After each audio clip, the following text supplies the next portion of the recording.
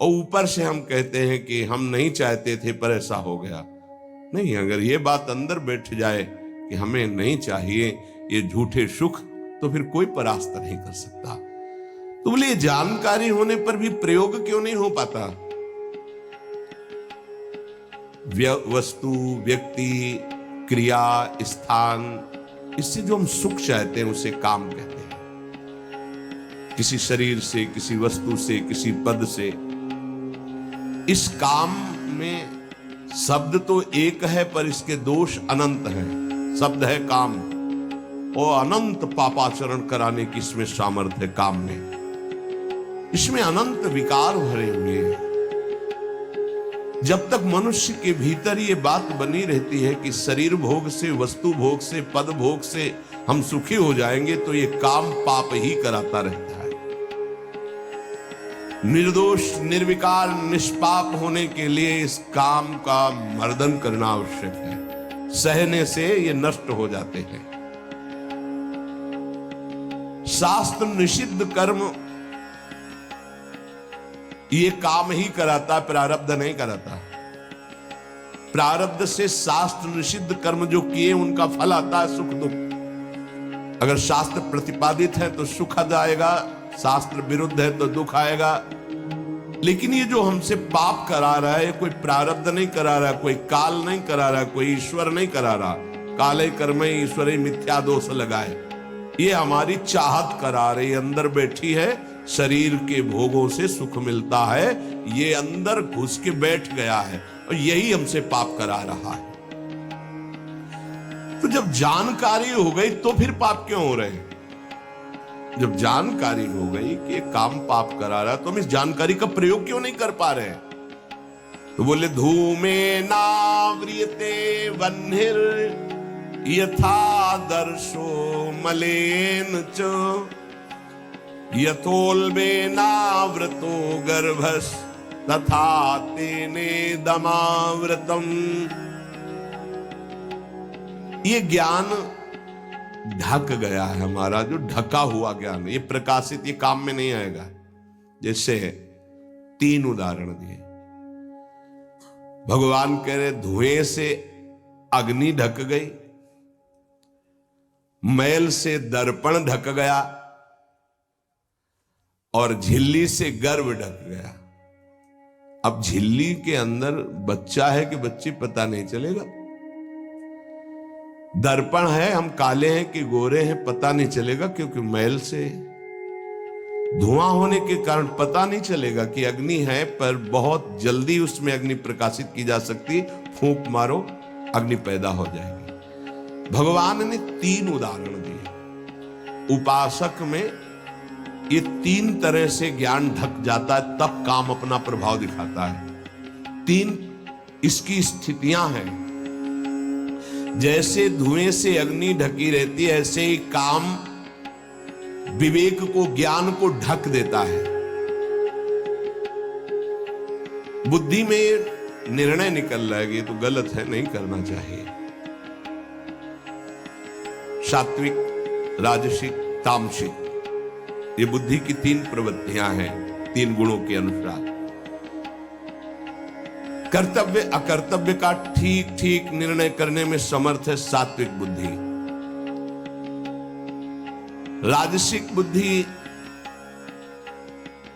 ठीक निर्णय नहीं कर पाती, असमर्थ होती है कर्तव्य का। और तामसिक उल्टा ही निर्णय करती है।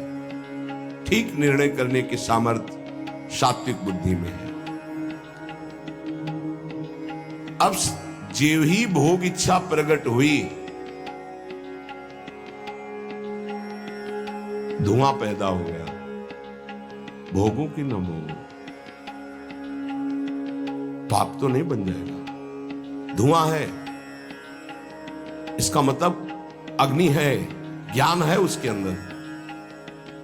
अब अगर उस समय उसको सत्संग मिल जाए, कोई संत की बात चलने लगे, उसका चिंतन वो रोक पावे, तो मानो फूंक मारना है। जैसे धुआं उठ रहा है, 1 2 3 फूंक मारो, आग लग गई, प्रज्वलित हो गया, बच गया। ये पहला बहुत सरल है, बच जाना काम से। धुआं हो जाने पर दिखाई नहीं देता क्या है, क्या ठीक है क्या नहीं ठीक है। पर फूंक मारो तो आग उठी, धुआं खत्म हुआ। ये ज्ञान हो रहा है, बीच बीच में जलन हो रही कि भोगूं कि ना भोगूं, अच्छा है कि नहीं अच्छा है, कहीं पाप तो नहीं हो जाएगा, कहीं गलती तो नहीं हो जाएगी। पर वो धुआं है, नहीं भोग लेते हैं, अवसर मिला है, समय मिला है, भोग ले। ये उस समय उसको चाहिए, तत्काल कोई सहयोगी चाहिए विवेक का। परमार्थिक मार्ग में धुआं पैदा कर देगी। साधक अगर सावधान हुआ तो तत्काल प्रयासरत हो जाता है इस धुएं को हटाने के लिए। फूंक मारने का मतलब कीर्तन शुरू हो गया, वो सत्संग शुरू हो गया, किसी संत के पास तत्काल बैठ गया, उसकी वाणी सुनने लगा, वो धुआं खत्म हुआ। फूंक लगी, आग जली, धुआं खत्म। ठीक निर्णय, नहीं नहीं ऐसा नहीं करना। उत्पत्ति विनाशशील जड़ वस्तुओं में प्रियता, महत्ता, सुंदरता, सुखद रूपता, ये काम पहले पैदा करता है। ये सत्य है, इसमें सुख मिलेगा, इसमें बहुत सुख मिलेगा। अब ये धुआं बढ़ता चला जा रहा है, कैसे सुख मिलेगा? लाखों लोग भोग रहे हैं, कैसे सुख? कैसे तुम मुझे बावरा बना सकते हो? नहीं नहीं, गलत है। ये है धुआं को हटाना, फूंकना। अरे अन्य शरीरों की अपेक्षा है मनुष्य शरीर सर्वश्रेष्ठ है, इसमें विवेक है। हम कैसे ऐसा पशुवत आचरण कर सकते? नहीं, अरे मन नहीं, तेरी सलाह नहीं। अब वो फूंक रहा है, आग पैदा कर रहा है, ज्ञानाग्नि पैदा कर रहा है। पर बहुत प्रवीण साधक नहीं, उससे प्रवीण मन है, वो सुख को सुख मानकर भोगने की लालसा प्रबल होने के कारण वो धुआं नहीं हटा पा रहा, वो उसी में और राग कर रहा है। प्रथम अवस्था में हटा लिया तो हटा लिया, नहीं दूसरी अवस्था में बहुत ही भयानक स्थिति हो जाएगी। ये अवस्था बदलने में देर नहीं लगती, कहने में देर लगी। दूसरी अवस्था हो जाती है दर्पण में ढका हुआ मैल। उसमें तो फूंक केवल मारनी थी कि आग प्रज्वलित हो गई, क्योंकि तैयार एकदम ज्ञान है, पर धुआं जैसा ढक गया, काम ने ढक दिया।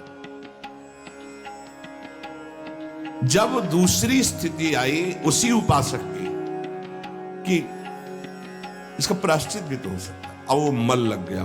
जैसे दर्पण में गाढ़ा मल पोत दिया जाए तो बिल्कुल दिखाई नहीं देगा कि हमारा रूप कैसा है। अब बिल्कुल विचार शून्य होता चला जा रहा है।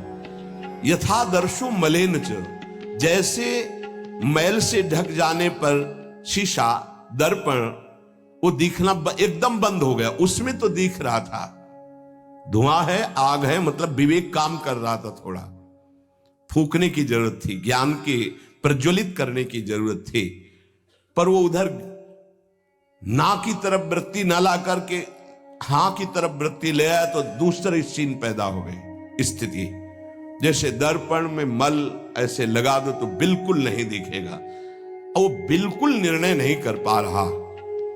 सतोगुण में निर्णय करने की क्षमता होती है, रजोगुण में निर्णय करने की क्षमता खत्म हो जाती है और निश्चित हो जाता है कि भोग में सुख है। ऐसी कामना का वेग बढ़ा तो ये भूल गया कि मैं साधक हूं, मेरा कर्तव्य क्या है, मैं अकर्तव्य करने जा रहा हूं, ये भूल गया। क्योंकि जैसे दर्पण में ढक गया तो भूल गया, दर्पण में दिखाई देता मैं कौन हूं, तो ज्ञान रूपी दर्पण ढक गया काम से, अब ये उसकी सोच ही खत्म हो गई। अंतःकरण में इतना महत्व पैदा हो गया कि विकलता हो गई उसके अंदर। अब यही उसके पतन का कारण बन गया। इतना महत्व बढ़ गया कि निर्णय करने की क्षमता खत्म हो रही है कि मैं एक साधक हूं, मैं उपासक हूं, पापाचरण नहीं करना चाहिए। ये किसी का भी हो सकता है। पहली दशा बहुत जल्दी हटा जा सकता है, फूंक मारी हट गया, आग पैदा हुई ज्ञान की, नहीं नहीं। दूसरी दशा गुंजाइश है थोड़ी, उसको ऐसे पोछना पड़ेगा, समय लगेगा, पोछना पड़ेगा, तब दिखाई दे। नहीं नहीं, दूसरे में संभलना रजोगुण, ये ठीक है, ये नहीं ठीक है, क्षमता खत्म हो चुकी। पहले में क्षमता थी, दूसरे में क्षमता खत्म हो गई। तीसरा यथोल बेना व्रतो गर्भा,